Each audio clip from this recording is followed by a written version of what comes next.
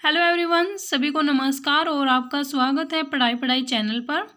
और हम कर रहे थे IPO 1 के चैप्टर्स जो कि प्रीवियस ईयर्स में पूछे गए हैं इंपॉर्टेंट क्वेश्चंस, वो हम कवर करेंगे। ठीक है। और मैंने क्वेश्चन सेलेक्ट किए हैं जो नीरज पब्लिकेशन बुक है उससे, जो प्रीवियस ईयर क्वेश्चन पेपर आते हैं उनमें जो बार बार क्वेश्चन पूछे गए हैं वो क्वेश्चन मैं आपको करवाऊंगी चैप्टर वाइज, जो इंपॉर्टेंट क्वेश्चन रहेंगे। ठीक है।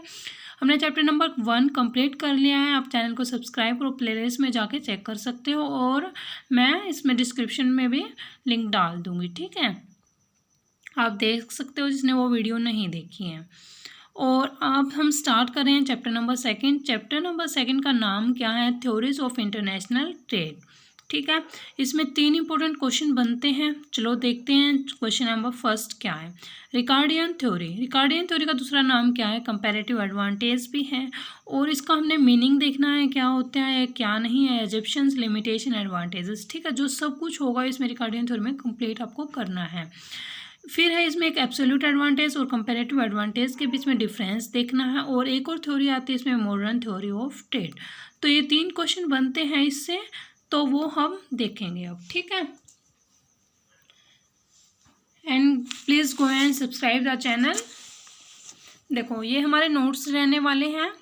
फर्स्ट क्वेश्चन क्या है इसमें? रिकार्डियन थ्योरी ऑफ ट्रेड, और इसको हम बोलते हैं Ricardian theory of comparative advantage. चलो मैं आपको मीनिंग बता देती हूँ, जो चैप्टर है उसका मीनिंग क्या है। थ्योरीज ऑफ इंटरनेशनल ट्रेड, जो इंटरनेशनल ट्रेड है वो होती क्या है। ठीक है,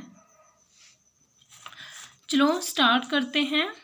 international trade refers to the exchange of goods and services between different countries. इसका मतलब है कि इंटरनेशनल ट्रेड एक एक्सचेंज होता है गुड्स और सर्विसेज का दो कंट्रीज के बीच में। ठीक है, different countries. It involves the buying and selling of a product across borders, allowing nations to access goods they may not be available domestically and to benefit from specialization and economies of scale. देखो इसमें ये बताया गया है, अगर आपके पास वो product नहीं है और आपको उस चीज़ की ज़रूरत है तो आप दूसरी कंट्री से इंपोर्ट कर सकते हो। ठीक है, अगर आपके पास वो प्रोडक्ट एक्सेस मात्रा में है तो आप उसको एक्सपोर्ट कर सकते हो। तो ये जो ट्रेड चलती है अक्रॉस बॉर्डर, मतलब अपनी एक कंट्री से दूसरी कंट्री, तो क्या होती है? इंटरनेशनल ट्रेड होती है। ठीक है, इसमें देखो 2 हैं, एक एब्सोल्यूट है और फिर है एक हमारी कंपैरेटिव एडवांटेज। इससे पहले हम रिकार्डियो वाली से पहले हम एब्सोल्यूट वाली थ्योरी देखेंगे। ठीक है, वो क्या होती है, क्योंकि वो इससे पहले आई थी, उसमें कुछ कमी रह गई थी, फिर ये रिकार्डियो ने ये थ्योरी दी थी। चलो मैं बता देती हूँ इसमें है या नहीं, देखती हूँ मैं एक बार। है पर थोड़ा सा दिया हुआ है इसमें। चलो मैं आपको बता देती हूँ, सिंपल वर्ड्स में बताऊँगी, मैं आपको ये नोट्स प्रोवाइड कर दूँगी। ठीक है, आप पढ़ सकते हो इनसे। ठीक है, मैं अपने वर्ड्स में बता रही हूँ, सुन लेना क्या होता है क्या नहीं। जो एब्सोल्यूट एडवांटेज थ्योरी है वो दी गई थी एडम स्मिथ के द्वारा, और जो रिकार्डियन वाली है वो दी गई थी डेविड रिकार्डियो के द्वारा। अब देखते हैं एब्सोल्यूट एडवांटेज में क्या बताया गया है। जब आप दूसरी कंट्री में प्रोडक्ट कम कॉस्ट पर बना रहे हो और कोई दूसरी कंट्री दूसरा ही प्रोडक्ट कम कॉस्ट पे बना रही है, तो आपका एब्सोल्यूट एडवांटेज किसी दूसरे प्रोडक्ट पर होगा, और जो दूसरी कंट्री है जो प्रोडक्ट बना रही, तो उसका एडवांटेज, जो एब्सोल्यूट एडवांटेज है, वो किसी दूसरे प्रोडक्ट पे होगा। आई थिंक समझ आया होगा, नहीं आया हो तो मैं आपको एक एग्जांपल से बता देती हूँ, सुनो। इंडिया प्रोड्यूस कर रही है राइस 6 यूनिट, और जो लेबर है वो एक ही लेबर लग रही है उसमें, और एक ही हावर लग रहा है। ठीक है, एक ही आवर और एक ही लेबर, यूनिट कितनी प्रोड्यूस कर रही है? वो 6 यूनिट। ठीक है, अब देखते हैं दूसरी कंट्री कौन सी लेंगे हम? चाइना। चलो चाइना ले लेते हैं। अब है जो चाइना है राइस का प्रोडक्शन कर रही है वो 2 यूनिट, लेबर एक ही है और एक ही हावर है। ठीक है, तो अब देखो एक ही घंटे में एक लेबर ने 6 यूनिट प्रोड्यूस करी, और एक ही लेबर ने एक घंटे में, चाइना वाली लेबर है उसने कितनी करी? 2 यूनिट प्रोड्यूस करी। तो इसमें कहा, तो इसमें एब्सोल्यूट एडवांटेज किसको मिली? इंडिया को मिली ना। ठीक है, इंडिया को मिली। तो फिर ये कह रहा है, जो एडम स्मिथ है वो बोल रहा था कि भाई अगर हम जो इंडिया है वो राइस के प्रोडक्शन अच्छा कर रही है, ठीक है, तो हम इसका प्रोडक्शन करेंगे, आप मत करो। अब देखो आगे क्या है। अब एक और एग्जांपल लेते हैं वीट का। ठीक है, जो चाइना है वो 6 यूनिट प्रोड्यूस कर रही है वीट की, एक ही लेबर और एक ही घंटा। ठीक है, और जो इंडिया है वो वीट में के प्रोडक्शन में 2 यूनिट प्रोड्यूस कर रही है और एक ही घंटा और एक ही लेबर। तो जो राइस है, राइस किसको बनाना चाहिए? राइस चाइना को बनाना चाहिए। और जो वीट है, वीट किसको नहीं सॉरी, जो राइस है, राइस कौन बनाएगा? राइस बनाएगा इंडिया। और जो वीट है, वीट किसको बनाना चाहिए? चाइना को, क्योंकि वो ज़्यादा प्रोडक्शन कर रहा है, एक ही घंटे और एक ही लेबर लगी हुई है। तो फिर अगर जो फिर इसने कहा था कि भाई हम जो कंट्री है वो समझौता कर लेती हैं, मतलब एक कॉन्टैक्ट कर लेती हैं, आप हमें राइस दे, हम आपको राइस दे देंगे और जो चाइना वाले हैं वो वीट दे देना। ठीक है, इसने ये बात कही थी। पर जो ये था कौन? रिकार्डियो क्या बोला कि अगर किसी के पास एब्सोल्यूट एडवांटेज नहीं है, मतलब कि कोई कंट्री है वो किसी भी चीज़ में स्पेशलाइजेशन नहीं है, उसको मतलब कि कोई चीज़ इतनी अच्छी नहीं प्रोड्यूस करती, क्या वो ट्रेड नहीं कर पाएगी? ठीक है, तो उसके बाद फिर ये जो रिकार्डियो है ये कंपैरेटिव एडवांटेज वाली थ्योरी लेके आया था। ठीक है, आ गया समझ? एडवांटेज ये क्या थी? Absolute advantage. अब देखते हैं डेविड रिकार्डियो ने क्या कहा था। ठीक है, देखो डेविड रिकार्डियो थ्योरी कौन सी लेके आया था? रिकार्डियन थ्योरी लेके आया था, कंपैरेटिव एडवांटेज लेके आया था। जो हमारी एब्सोल्यूट एडवांटेज थी वो दी गई थी एडम स्मिथ के द्वारा, और उसमें कुछ कमी रह गई थी, तो फिर हमारे जो डेविड रिकार्डियो है ये थ्योरी लेके आया था। देखो अब दोनों के बीच में मैं आपको डिफरेंस बताती हूँ, क्या था क्या नहीं, जो कंपैरेटिव है वो क्या होती है क्या नहीं। एब्सोल्यूट थ्योरी में बोला था कि भाई कोई भी कंट्री है या कोई भी कंपनी है जो प्रोडक्ट बना रही है कम कॉस्ट पर और कम लेबर लग रही है, तो वो वही प्रोडक्ट बनाएगी। ठीक है, आप पढ़ लेना, आप इसमें यही लिखा हुआ है। मैं ये आपको सारा का सारा नहीं करवा सकती, काफ़ी लंबी वीडियो बन जाती है। ठीक है, कहाँ हुए थे? जो एब्सोल्यूट एडवांटेज में क्या बताया गया था कि जो जिसमें कम कॉस्ट लग रही है और ज़्यादा प्रोडक्शन कर रही है, तो वो कंपनी या वो कंट्री वो चीज़ बनाएगी। पर कंपैरेटिव में क्या बोला? कंपैरेटिव में बोला कि भाई अगर जो कोई कंट्री है वो फिर भी ट्रेड कर सकती है। किस तरीके से ट्रेड करेगी? अगर उसके पास कोई भी स्पेशलाइजेशन एडवांटेज नहीं है तो अपॉर्चुनिटी कॉस्ट के अकॉर्डिंग करेगी। ठीक है, अब देखो अपॉर्चुनिटी कॉस्ट होती क्या? अपॉर्चुनिटी कॉस्ट होती है अगर आपके पास 2 ऑप्शन है।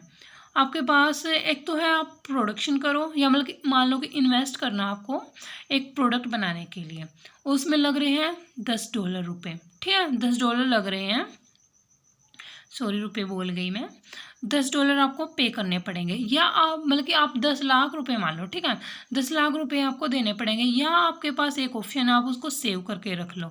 तो आप देखोगे कि अपॉर्चुनिटी को मतलब कि मुझे फ़ायदा किस चीज़ में होगा? रखने से पैसे रुपये रखने से फ़ायदा होगा, या मुझे मतलब इन्वेस्ट करने से फ़ायदा होगा। ठीक है, तो ये होती है हमारी अपॉर्चुनिटी कॉस्ट। हमें एक चीज़ मतलब कि आप इन्वेस्ट करोगे तो आपको सेविंग को तो छोड़ना पड़ेगा ना, तो एक चीज़ छोड़नी पड़ेगी, तो होती है हमारी अपॉर्चुनिटी कॉस्ट। एक चीज़ को छोड़कर दूसरी चीज़ पे लग जाओ। अब मैं आपको एग्जांपल बताती हूँ इसका, एक सेकेंड रुको। देखो एग्जांपल देखते हैं, हमारे पास 2 कंट्री हैं, एक ले लेते हैं हम इंडिया, आपको दिख नहीं रहा होगा सॉरी, एक ले ली हमने इंडिया, एक ले ली हमने USA। ठीक है, ये 2 कंट्री ले ली हमने, और हम ले लेते हैं, यहाँ पे लिख लेते हैं क्या, चलो यहाँ पे लिख लिया हमने टॉयज, यहाँ पे लिख लिया हमने एरोप्लेन्स। ठीक है, अब है हमारी इंडिया कितना प्रोडक्शन कर रही है, यहाँ पे लिख 10, यहाँ पे 30, यहाँ लिख लिया हमने 4, और यहाँ मान लेते हैं हम कितना 20। ठीक है, अब देखो अपॉर्चुनिटी कॉस्ट निकालते कैसे हैं। देखो अपॉर्चुनिटी कॉस्ट निकालते हैं, अगर हमें इसकी अपॉर्चुनिटी कॉस्ट निकालनी है तो 30/10 करेंगे तो कितना आएगा हमारे पास 3। इसका मतलब क्या है? अगर आप 10 टॉय बनाते हो तो आपको जो ये 3 एरोप्लेन्स हैं इनको नहीं बना सकते आप, ठीक है, ये आपको छोड़ने पड़ेंगे। अगर आपको इसकी अपॉर्चुनिटी कॉस्ट निकालनी है तो 1/10/30, तो 1/3 आपको टॉयज़ को छोड़ना पड़ेगा, ठीक है। अब इसकी निकालेंगे हम 20/40, तो कितना आया हमारे पास 5, तो इसको 5 एरोप्लेन्स बनाने छोड़ने पड़ेंगे। इसकी निकालेंगे तो हम कैसे निकालेंगे 4/20, तो कितना आएगा 1/5 इसको, ठीक है। अब देखो इसमें कितने एरोप्लेन छोड़ने पड़े हमें 3, इसमें कितने छोड़ने पड़े 5, ठीक है। तो एब्सोल्युटली हम क्या बनाएंगे, ये तो 3 छोड़ेगा और इसको 5 छोड़ने पड़ेंगे। अगर ये 4 टॉय बनाता है तो भाई ये क्यों टॉय बनाएगा, ये अपने एरोप्लेन ही नहीं बनाएगा, ठीक है। तो अपॉर्चुनिटी कॉस्ट किसको मिली, टॉयज कौन बनाएगा, इंडिया, और एरोप्लेन कौन बनाएगा, डेफिनेटली यूएसए, ठीक है। आई थिंक आपको समझ आ गया होगा, दोबारा बताती हूँ मैं। देखो 10, 4, 30, 20, सॉरी गाइस, ठीक है। ये बना रहा है 10 टॉय, ये बना रहा है 4। अगर ये हो गए टॉय हमारे, ये हो गए एरोप्लेन। अगर ये टॉय बनाएगा तो इसको 3 एरोप्लेन को छोड़ना पड़ेगा, अगर ये टॉय बनाएगा तो इसको 5 एरोप्लेन को छोड़ना पड़ेगा। तो भाई ये क्यों अपना नुकसान करेगा, ये अपने एरोप्लेन्स में ही नहीं इन्वेस्ट करेगा, जो लेबर लग रही है वो इसमें क्यों लगाएगा, इसी में नहीं लगाएगा, ठीक है। तो डेफिनेटली जो टॉयज़ हैं वो कौन बनाएगा, इंडिया, और जो ये हैं हमारे एरोप्लेन्स वो कौन बनाएगा, यूएसए, ठीक है। आई थिंक समझ आ गया होगा आपको। तो ये था हमारा कंपैरेटिव एडवांटेज, ठीक है। इसमें कोई स्पेशलाइजेशन नहीं देखा गया, इसमें क्या देखी गई है, अपॉर्चुनिटी कॉस्ट पर जोर दिया गया है। ओके, आई थिंक समझ आ गया होगा आपको। अगर नहीं समझ में आया फिर भी आप कमेंट कर सकते हो कि हमें ये समझ नहीं आया, ठीक है, मैं आपको बता दूंगी। आई थिंक आपको मीनिंग क्लियर हुआ होगा। अब है इसमें देखो, ये था हमारा मीनिंग, पढ़ लेना आप। अब है इसके फीचर्स क्या हैं। The important feature of the theory are given below. एक सेकेंड रुको, देखो इसमें क्या बताया गया है। फर्स्ट पॉइंट क्या है इसमें, comparative advantage is the ability of an economy to produce goods and services at a cheaper rate than its competitor. इसमें बोला गया है कंपैरेटिव एडवांटेज ये एबिलिटी होती है इकोनॉमी की प्रोड्यूस करना गुड्स एंड सर्विसेज को चीपर रेट पर, ठीक है, सस्ते में, जो उसका कंपटीटर है उसे सस्ते में प्रोड्यूस करना गुड्स एंड सर्विसेज को, ये क्या होती है, कंपैरेटिव एडवांटेज होती है।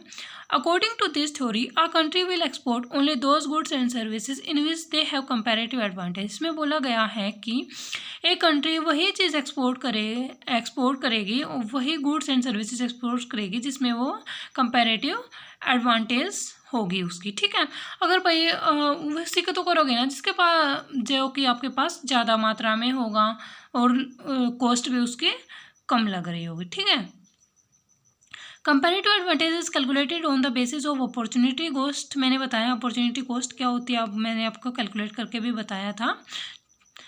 Opportunity cost refers to sacrifice made by one commodity in order to produce another commodity। देखो अपॉर्चुनिटी कॉस्ट भी बताया गया है, इसमें क्या होती है, एक चीज़ को आपको छोड़ना पड़ेगा दूसरी कमोडिटी को प्रोड्यूस करने के लिए। फोर्थ पॉइंट क्या है, a country can gain only through specialization. एक कंट्री केवल स्पेशलाइजेशन से ही फ़ायदा ले सकती है। It means when a nation is specialize in producing a particular commodity it leads to specialization. इसमें स्पेशलाइजेशन का मतलब बताया गया है कि क्या है, एक कंपनी अगर मान लो कि भाई टॉयज़ बनाने में स्पेशलाइज्ड है तो वो वही कमोडिटी बनाए और उसी से उसको ज़्यादा फ़ायदा मिलेगा, ठीक है। ये अपॉर्चुनिटी कॉस्ट मान सकते हो आप। नेक्स्ट क्या इसमें, रिकार्डियो ने अज्यूम किया था that free trade exist among the countries, की फ्री ट्रेड होनी चाहिए कंट्रीज़ के बीच में, कोई भी रेस्ट्रिक्शंस और बैरियर्स नहीं होने चाहिए ट्रेडिंग के टाइम पर। Existence of perfect competition in the international market, मतलब परफेक्ट कंपटीशन होना चाहिए इंटरनेशनल मार्केट में।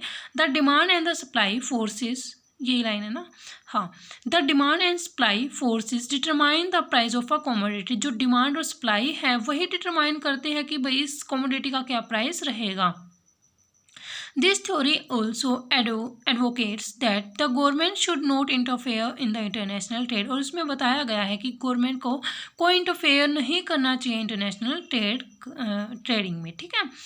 तो ये हमारे फीचर्स कंप्लीट होते हैं। नेक्स्ट इसमें क्या है, अकॉर्डिंग टू द रीज़न बताने हैं for which international trade take place. International trade क्यों करना चाहते हैं लोग, उसके हमें रीज़न बताने हैं। देखो, डिफरेंस इन टेक्नोलॉजी, जो हम ट्रेड यहाँ पे करते हैं और जो बाहर करते हैं उसमें डिफरेंस होता है।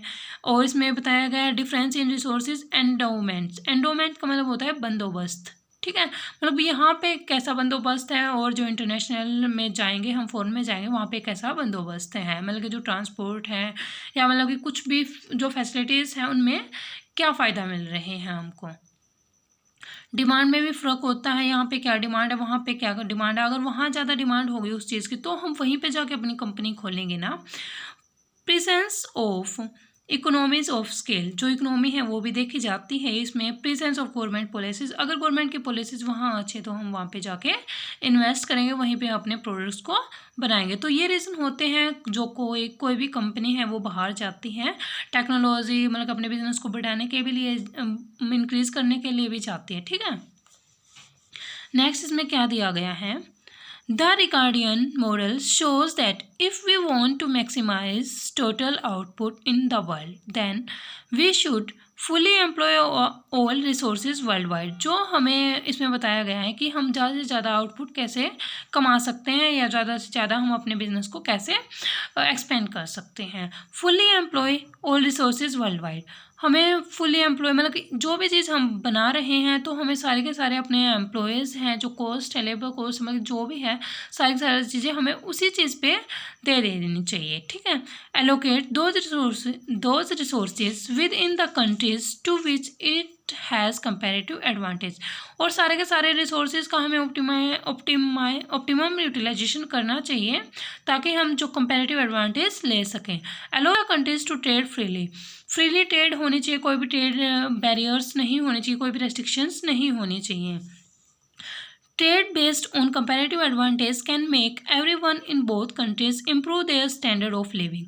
जो इसमें कंपैरेटिव एडवांटेज है वो दोनों कंट्रीज़ के बीच में जो लिविंग स्टैंडर्ड है उसको भी इम्प्रूव करती है। Superior technology in developed countries need not imply that industries in less developed countries can not compete in the international markets में बताया गया है। जिसके पास सुपीरियर टेक्नोलॉजी है डेवलप्ड कंट्रीज में, need not imply that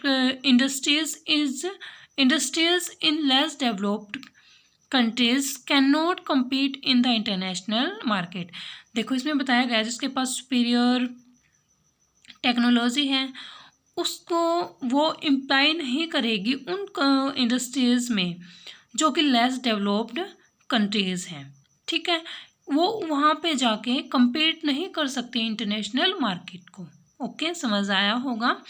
next point है इसमें, firms in developed countries can sometime compete in the international market even when foreign firms may their workers much lower wages. देखो इसमें क्या बताया गया है, फर्म्स जो कि डेवलप्ड कंट्रीज़ में हैं कैन समटाइम्स compete कर सकती हैं इंटरनेशनल मार्केट में, ठीक है। इवन व्हेन फॉरेन फर्म्स पे, जो फॉरेन फर्म्स हैं वो क्या करती है अपने वर्कर्स को लोअर वेजेस देती हैं, ठीक है। इस तरीके से वो लोअर वेजेस देकर वहाँ पे जाके compete कर सकते हैं इंटरनेशनल मार्केट में। अब देखते हैं एजम्पशंस। हमने एब्सोल्यूट पढ़ लिया, फीचर पढ़ लिए, क्यों जाती हैं कंपनियां, रीज़न पढ़ लिए, और हमें मैक्सिमम आउटपुट के लिए भी जो मॉडल्स हैं वो पढ़ लिए हमने। अब देखते हैं एजम्पशंस। परफेक्ट कंपटीशन, देखो मैं आपको इनके छोटा छोटा बता देती हूँ, आप पढ़ लेना इनसे, ठीक है। परफेक्ट कंपटीशन में क्या है, इसमें बताया गया है कि there is perfect competition both in commodity and factor market, दोनों में होता है, ठीक है। Many firm produce output in each industry such that each firm is too small for its output decisions to affect the market price. There is free entry and free exit. इसमें बताया गया कि परफेक्ट कंपटीशन होता है, कितना भी output वो produce कर सकती हैं और कोई भी ट्रेड बैरियर्स मतलब कोई भी एंट्री और एग्जिट पे कोई भी टैक्सेस नहीं लगेंगे. ये है परफेक्ट कंपटीशन. 2 कंट्रीज, और इसने बताया कि 2 ही कंट्रीज इसमें इन्वॉल्व होंगी. 2 गुड्स, 2 ही गुड्स होंगे. बार्टर सिस्टम होगा इसमें, मतलब कोई भी पैसा नहीं लगेगा कि आप मुझे ये दे दो मैं आपको ये चीज़ प्रोवाइड कर दूंगा, आप मुझे ये दे दो. समझते हो ना बार्टर सिस्टम को. तो और जो लेबर है वो कैसी होगी, होमोजीनियस होगी. 1 फैक्टर प्रोडक्शन लेबर, ठीक है, लेबर बता दी मैंने कैसी होगी, होमोजीनियस होगी. Labour is the only factor of the production other than the natural resources. समझ आया होगा. देखो मैं इसको आपको और भी पॉइंट्स बता देती हूँ एजम्पशंस के क्या क्या हैं क्या क्या नहीं.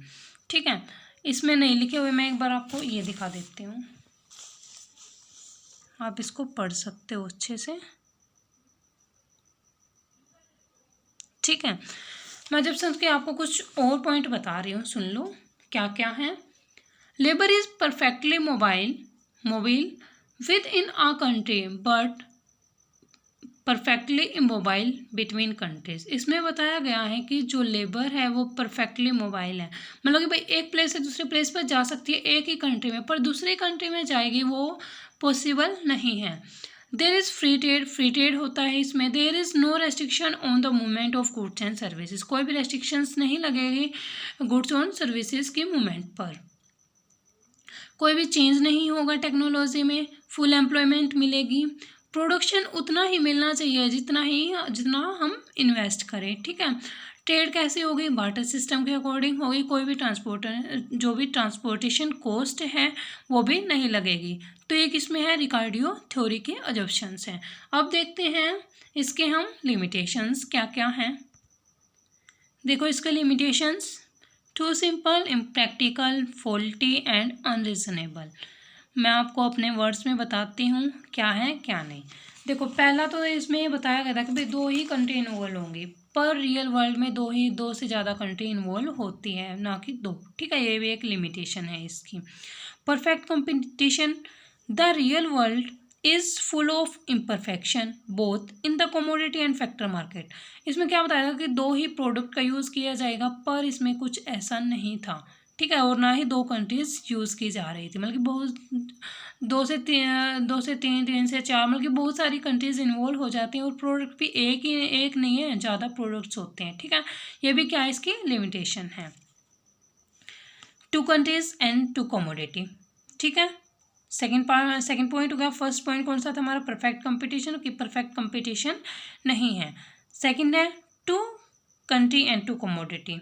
ठीक है, इससे ज़्यादा होती हैं, 2 नहीं होती. नेक्स्ट है लेबर थ्योरी ऑफ वैल्यू. इसमें बताया गया है रिकार्डियन ने बस लेबर को फैक्टर ऑफ प्रोडक्शन माना है, मतलब और चीज़ों को, और भी तो चीज़ है ना फैक्टर ऑफ प्रोडक्शन में, खाली लेबर तो नहीं है ना. लेबर से हम नहीं पता लगा सकते कि भाई जो ये प्रोडक्ट है कितना महंगा है और कितना सस्ता है. जो रियल वर्ल्ड है उसमें हम प्रोडक्ट को कैसे मेजर कर सकते हैं, जो उसके प्राइस है उसको कैसे मेजर कर सकते हैं, उसके मनी से और जो उसकी कॉस्ट आ रही है उससे. नेक्स्ट है पॉइंट इसमें full employment. Cost of production labour की टर्म में वेरी होती है. जो कॉस्ट ऑफ प्रोडक्शन है वो लेबर की टर्म में डिफरेंट होती है. कंट्री टू कंट्री भी चेंज होती रहती है एम्प्लॉयमेंट हमारी. ठीक है, नेक्स्ट पॉइंट है इसमें एब्सेंस ऑफ ट्रांसपोर्ट कॉस्ट. इसमें हमें ये बताया गया ना कि भाई कोई भी ट्रांसपोर्ट कॉस्ट नहीं लगेगी, पर ट्रांसपोर्टेशन कॉस्ट भी लगनी ज़रूरी है, जिससे हमें पता चल जाएगा भाई ये प्रोडक्ट हमें कितने का पड़ रहा है. ठीक है, डिमांड इग्नोर की जाती है इसमें, खाली बस सप्लाई पर ध्यान दिया जाता है. कंप्लीट स्पेशलाइजेशन, एक ही प्रोडक्ट पर ध्यान दिया जाता है, दूसरे प्रोडक्ट को कौन देखेगा भाई, हमें भी तो वो चीज़ बनानी आनी चाहिए ना, किस तरीके से हम मैनेज कर सके. अगर मान लो कि भाई वो दूसरी कंट्री है उसने मना कर दिया, कुछ भी हमारे बीच में कुछ भी हो जाता है लड़ाई झगड़े, तो फिर हम वो वहाँ कहाँ से लेके आएंगे वो प्रोडक्ट. ठीक है, तो ये भी इसकी लिमिटेशन थे. इसमें एडवांटेजेस तो नहीं गिवन, चलो मैं आपको बता देती हूँ क्या क्या एडवांटेजेस होती है इसकी. ठीक है, एफिशिएंसी एंड आउटपुट इंक्रीज, जो एफिशिएंसी है और जो आउटपुट है वो इंक्रीज होता जाता है। कैसे? अगर हम एक ही प्रोडक्ट बार बार बनाएंगे तो एफिशिएंसी आ जाएगी और जो वो आउटपुट है उसका वो भी इंक्रीज हो जाएगा। म्यूचुअल गेन्स फ्रॉम ट्रेड, दोनों कंट्री को बेनिफिट मिलता रहेगा। अगर वो कंट्री वो चीज़ नहीं बना रही और वो कंट्री वो चीज़ बना रही तो हम एक्सपोर्ट इंपोर्ट कर सकते हैं ना, मतलब कि ना ही ट्रांसपोर्टेशन कॉस्ट लगती है ना ही कोई टैक्सेस लगते, मतलब ठीक है, और फ्री ट्रेड होती है, दोनों कंट्रीज़ को बेनिफिट मिलते हैं। सिंपल और इनिशिएटिव थ्योरी होती है क्योंकि गवर्नमेंट इसमें इन्वॉल्व नहीं होती। नेक्स्ट है इसमें बेसिस फॉर ट्रेड पॉलिसी, कोई मतलब कि जो ट्रेड पॉलिसी है वो भी वो खुद ही डिसाइड कर लेते हैं, कोई भी गवर्नमेंट का रोल नहीं होता है इसमें। सिंपल कैलकुलेशन होती है इसमें और ये हेल्प करती है इंटरनेशनल को कंपैरिजन करने, मतलब कि भाई हेल्प्स इन इंटरनेशनल कंपैरिजन। जो पॉलिसी गाइडेंस है वो किसके बेसिस पे डिसाइड की जाती है? मॉनेटरी और फिस्कल पॉलिसीज़ के बेसिस पर। तो ये थी हमारी एडवांटेजेस, जो हमारा ये था रिकार्डियो का, ये हमारा कंप्लीट होता है। और मैंने आपको ये बता दिया कि एब्सोल्यूट थ्योरी क्या होती है, कंपैरेटिव थ्योरी। अब देखते हैं इनका मीनिंग तो कर लिया, अब देखते हैं इनके डिफरेंस क्या क्या है। ठीक है, ये 5-6 पॉइंट हैं, चलो देखते हैं। Absolute theory, it refers to the production of the best quality of a product, best quality of a commodity by a country than any other country. समझ आया होगा? नहीं आया तो मैं हिंदी में बता देती हूँ एक बार। ये रेफर करता है कि प्रोडक्शन बेस्ट क्वालिटी का प्रोडक्ट बनाना चाहिए उसको, ठीक है। और इसमें बताया गया है, ये रेफर करता है, एक सेकेंड रुको, it refers to the ability of country to produce a specific commodity at the lowest marginal cost or the opportunity cost। ठीक है, जो opportunity cost मैंने बताई थी आपको वो वाली, ठीक है। दोबारा देख लो क्या एब्सोल्यूट कॉस्ट में, एब्सोल्यूट एडवांटेजेस में क्या था भाई, जोन सी चीज़ भाई ज़्यादा बना रही है और कॉस्ट भी कम आ रही है तो वो चीज़ उस कंट्री को बनानी चाहिए। कंपैरेटिव में क्या था कि इस चीज़ को छोड़कर वो चीज़ देखेंगे भाई एब्सोल्यूट कॉस्ट के हिसाब से हम जो प्रोडक्शन है वो करेंगे। जो एब्सोल्यूट एडवांटेज है ये दी गई थी एडम स्मिथ के द्वारा और वो दी गई थी कंपैरेटिव वाली डेविड रिकार्डियो के द्वारा। ओके, और ये रिप्रेजेंट करती है, it represent the difference in the productivity of a nation, मतलब कि भाई इसमें बताया गया है कि ये कंट्री कितना प्रोडक्शन कर रही है, ये कंट्री कितना प्रोडक्शन कर रही है, इतनी ही लेबर लग रही है, इतनी ही यूनिट लग रहे हैं, इतनी ही लेबर लग रही है, इतने ही हावर लग रहे हैं, तो उनके बीच में डिफरेंस देख के ये एब्सोल्यूट एडवांटेज ले लेती है वो कंट्री और फिर प्रोडक्शन करते हैं। इसमें अपॉर्चुनिटी कॉस्ट के हिसाब से मैंने निकाल के भी दिखाया था आपको, ठीक है। नेक्स्ट है इसमें the most important factor here is that cost of production, मतलब कॉस्ट ऑफ प्रोडक्शन कितनी आ रही है, ठीक है, कितनी यूनिट प्रोडक्शन कितनी यूनिट बना रही है, तो इसमें ये ध्यान दिया जाता है। इसमें मार्जिनल कॉस्ट और या बोल सकते हैं अपॉर्चुनिटी कॉस्ट पर ध्यान दिया जाता है।